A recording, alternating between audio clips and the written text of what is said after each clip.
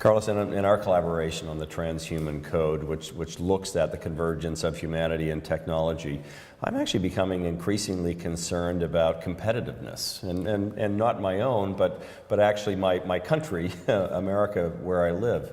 And I'm worried about America losing its competitiveness, and I'm wondering if there isn't a role for those individuals, those organizations that are focused on businesses in distress, and whether they can actually help countries, help companies, help individuals look forward at what's coming and prepare themselves so that they can be more competitive with one another. I don't know, is that something that's crossed your mind? Absolutely.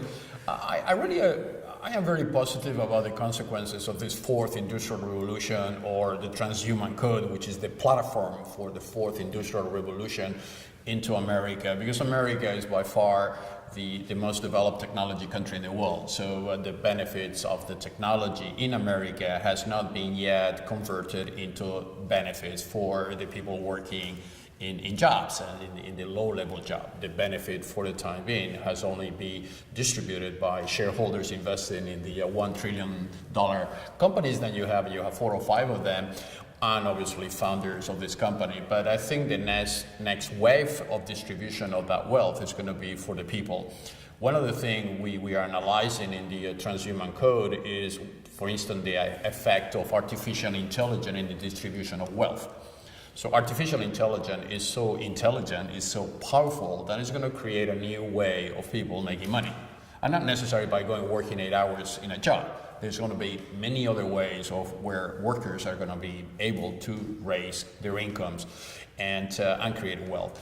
So I am confident that the trend is there. I don't see America losing jobs in an unprecedented way because we are moving towards the fourth industrial revolution. I see the other way around. I see wages in America get bigger. Look, Switzerland, a minimum wage is $4,000 for a person working as a maid in your house.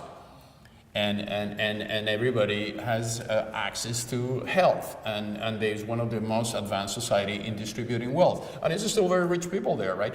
But the country is moving towards using technology as a way to unleash the potential of the individual. We all have a huge potential. We are not able to unleash that potential because we don't have the tool to do so. With the technology, with the TransHuman Code platform concept, humans will find new ways of making money, will find a new way to making wages, and to basically improve their human lives in an unprecedented way. So I am very positive, but it requires organization. Somebody has to think about it. Yeah. You cannot do that just by observing the problems we're facing now, like retailing losing jobs, like the medical sector losing jobs. That's one way of looking at this. You have to look in the other way around. Is how many other different jobs can be created with the fourth industrial revolution? Yeah. Listen, you and I are both through our study and our communication on these changes.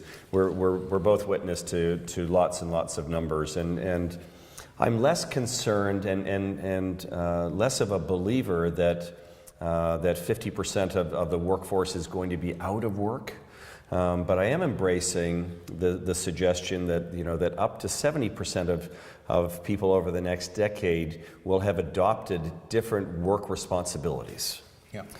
And so that timing then becomes a key issue. Yeah. When do jobs change? When should jobs change? And this is why I'm encouraging in my outreach to this restructuring turnaround community to be proactive, or at least help us develop some communication tools so that we can encourage, in this case, American businesses to be more proactive in planning. It's anecdotal, I can't quantify it, but it's been suggested that fewer than 10% of Fortune 500 companies are looking far enough forward and are actually implementing plans for the adoption of new roles for their current employees. Yep. Doesn't surprise me. You run a large corporation. Yeah. You've acquired other businesses. Yeah. I'm guessing that it's not something that you had been thinking about doing. You are now, of course, because you're a student of change. I really believe that it's a generational issue as well. For instance, the attitude of baby boomers like us towards jobs is totally different from the attitude of millennials towards jobs. For instance, for us, having a job means something that is going to pay our wages until we retire, and then we can pay our houses, our mortgage, or school kids' education, and so on.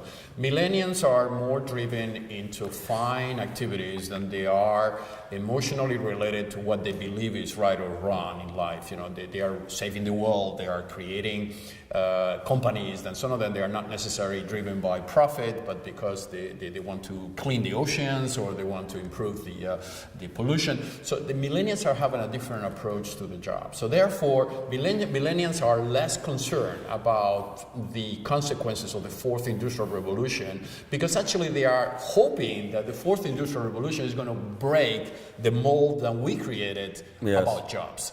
So I give you an example on where, for instance, now we don't call jobs anymore. The fourth industrial revolution, the TransHuman Code, doesn't have jobs. The concept of job is dead. What we have is task.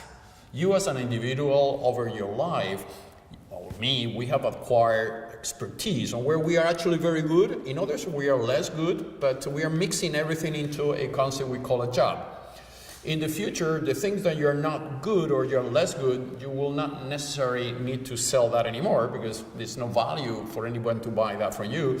But you're going to take the 2 or 3 things that you do very well and better than anybody, and you're going to sell that through the fourth industrial revolution infrastructure to millions of people. Then they are going to buy that expertise for you. So you're not going to have a boss anymore. You're not going to have a company that employs you anymore. The world is your company. The world is your CEO, and you're going to be able, through the internet, to sell that expertise millions of times and make a lot of money doing that. Imagine that you are a very sophisticated lawyer, one of the best experts in the world in merchant acquisition.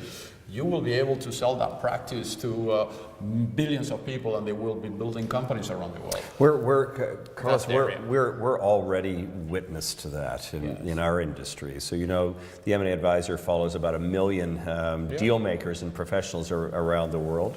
And 8 times a year, we assemble these individuals to engage with wise people like yourself, who can help them see a little bit further forward than their professional activity was. And we're already witnessing their transformation into what I would call sort of sharpshooters, assassins with an expertise. So beyond serving traditional larger corporations in traditional roles, they have become their own subject experts. And you're right, we're raising a whole generation of individuals that just assume that that's what it's supposed to be. Yeah. I don't think that millennials as a group are intentionally disrupting the way that we work. They're probably, they've been given the opportunity to actually stop and think about how do they want to work. I'm not sure that I had that option. Yeah. The guidance and direction that I got was work hard at this stage of your education, and you'll be able to learn more. And if you learn more and you learn well, then you'll actually have more choices in the job that you create. But that's not what this generation's doing at all. No, because for them, they don't want a job. They are their own company. I think that's a great way to explain it. A millennial, when they leave school, and I have a few ones in my family, they don't want to even work for me or my company, or they don't want my protection anymore, which we wanted from our fathers. They are saying that now the world is full of possibilities for me to sell myself as a company. I gave yesterday an example of somebody starting a cybersecurity company. When I started YSKey, required $100 million just to start. So you have to raise $100 million, go to VCs, buy data centers, buy licenses of technology. Today, my son will need something like $50,000 to do the same company I created 20 years ago. And that is the power of the fourth industrial revolution, that every person can become a company. Every person can create his own wealth and his own job. You don't have to wait for somebody to create the job for you. It requires, obviously, a mindset, and I think rather of us more or less giving the pessimist view than the internet and the fourth industrial revolution is going to reduce jobs. We have to stop that debate because it's a useless debate. We have to move into the debate to say there's so much available for you that we didn't have. Imagine me when I created WiseKey having clouds for free, having the possibility to access terabytes of data of analysis for free on the internet. You know, when we started WiseKey, the internet was only 9 million people using the internet. Now we have 3 billion people using the internet. So you have 3 billion people, then you can capture ideas, then you can team online, then you can through social media establish collaborative networks.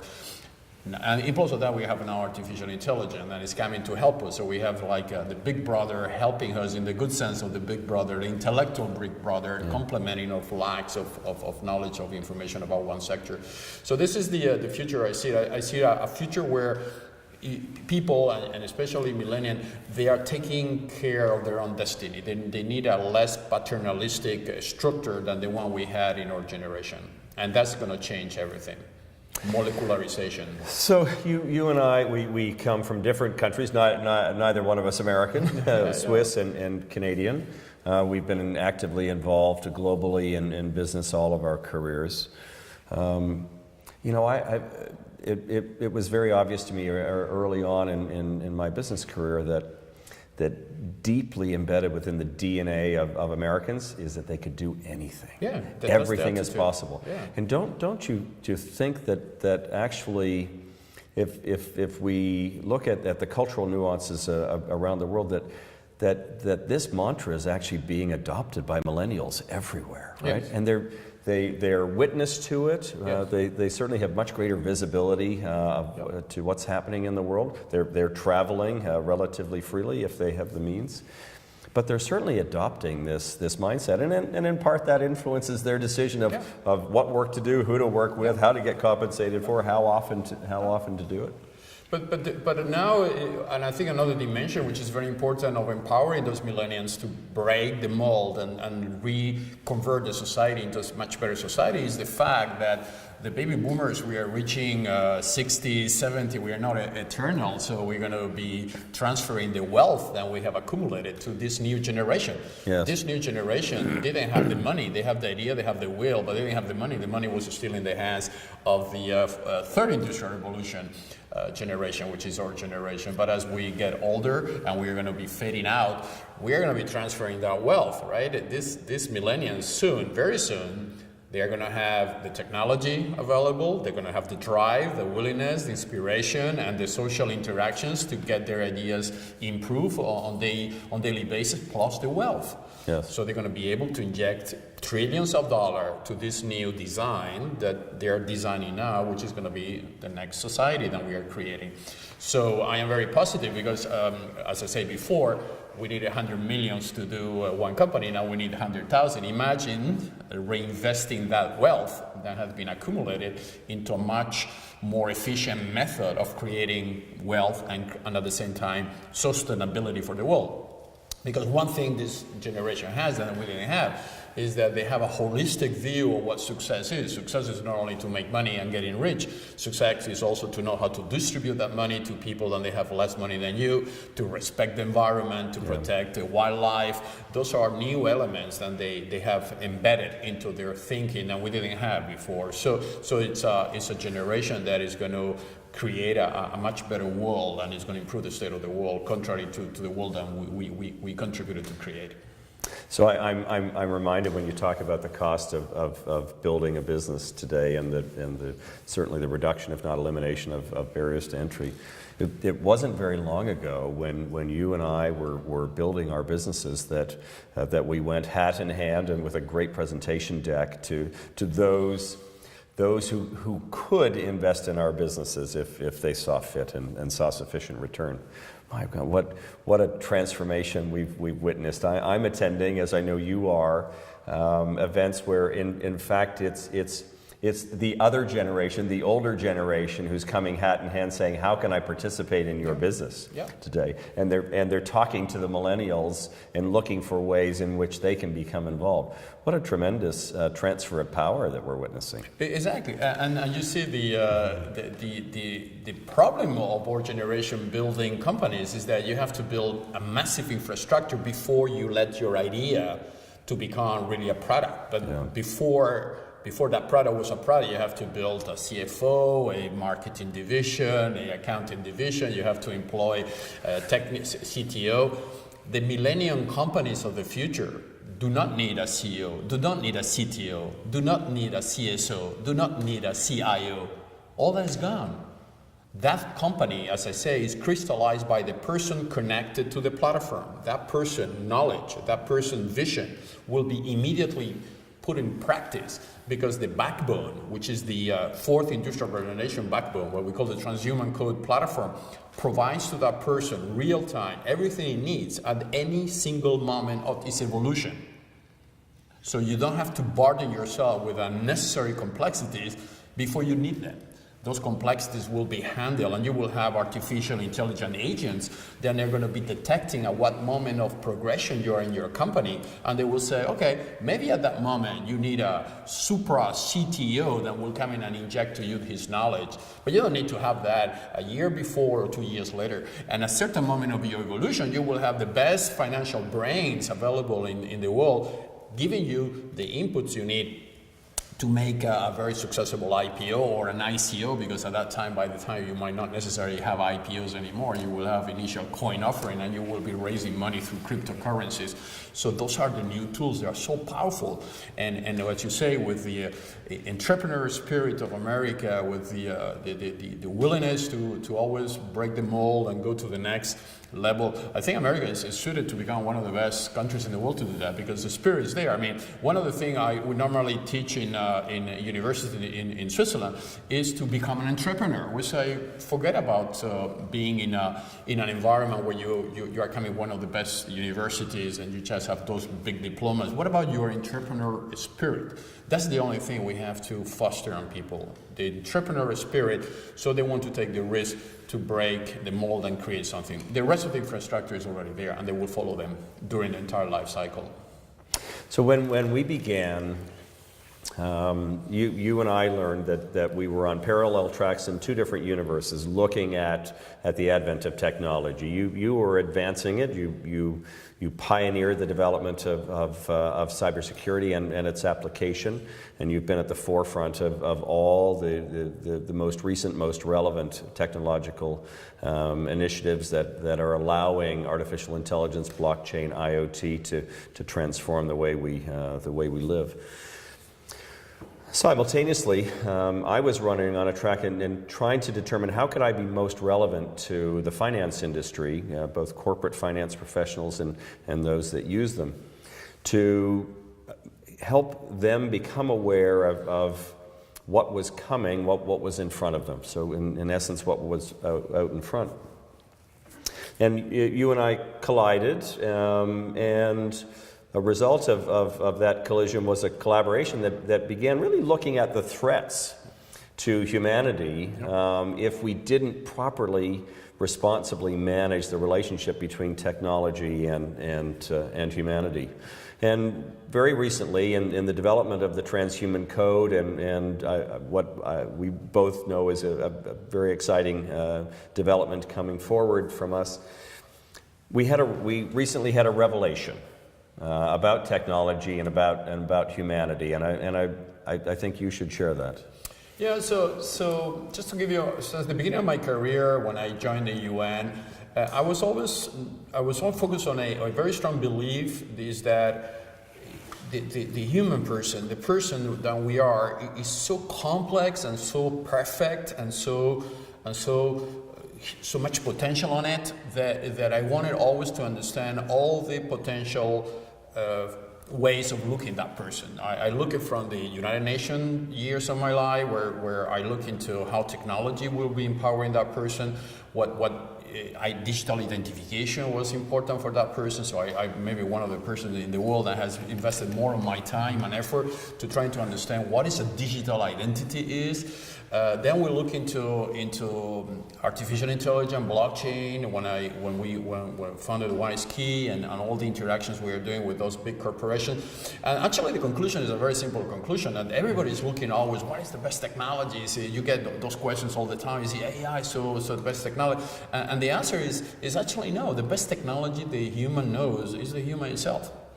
We are the most perfect so far piece of whatever we're going to call it, what is a biological technology that now is going to be enhanced with electronic technology, which is exactly the blend that we are doing now, or biology is going to be enhanced by hardware and chips and artificial intelligence code. That the only thing they're going to do is to expand our potential to places that potential has not been able to reach yet.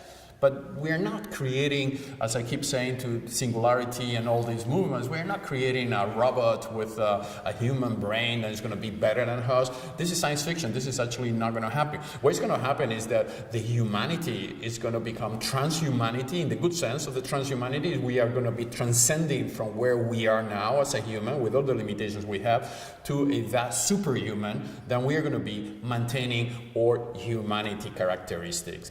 And there are things in the humanity like empathy, like emotions, like feelings that actually are unique. Those are things sometimes are viewed as a weakness. If a person cries, and so this person is weak, but actually not. Just the fact of crying is an amazingly sophisticated process that a machine will never be able to generate.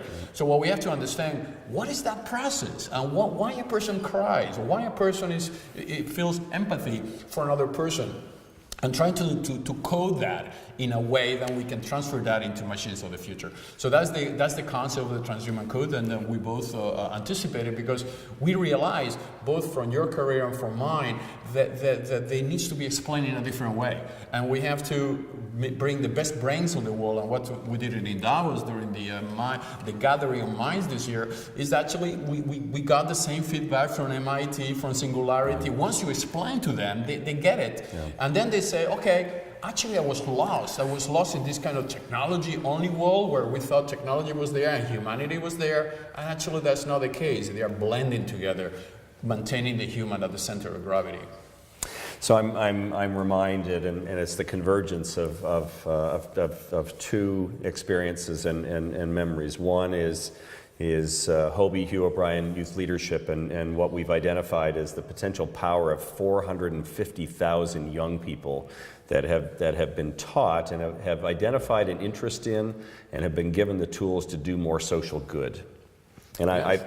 To me, that's a really powerful force, and I'm excited to be working with that group to help deploy that. And secondly, that truly within the DNA of the Millennials is actually doing good. And whilst they may not arrive on their own at the position that they can change the world, that they can impact communities and countries, they have a respect for one another and a consideration for one another that transcends all boundaries. And that wasn't the case when we were, exactly, it all lies in trust. Trust. And I'm feeling that we have a responsibility to actually create this platform of knowledge to allow individuals and organizations to be able to access the information that you and I have access to.